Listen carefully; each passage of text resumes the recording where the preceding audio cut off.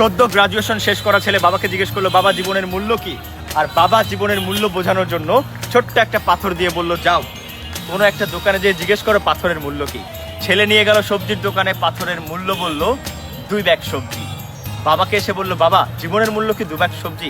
বাবা বলল, না, এবার তুমি ওই যে রুমালটা আছে ওটাতে পাথরটা মুড়ে নিয়ে একটা বড় দোকানে যাও।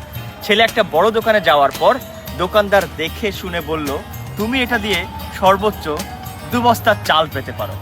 ছেলে আবার এসে বলল, বাবা জীবনের মূল্য কি 2 বস্তা চাল? বাবা বলল, আমাদের যে মখমলের কাপড়টা আছে ওটাতে মুড়ে এবার পাথরটা নিয়ে কোনো একটা ভালো দোকানে যাও।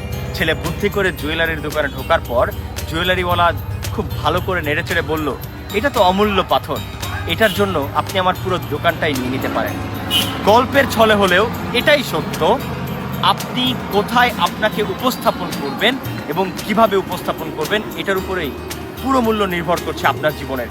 তাই তো আমি মাঝে মাঝে বলি, আপনি ঠিক ওই পাথরের মতো, যেটা আপনি ঠিক মতো প্রেজেন্ট করবেন কোথায়, যে এটার উপরে ডিপেন্ড করবে আপনার সারা জীবনের মূল্য।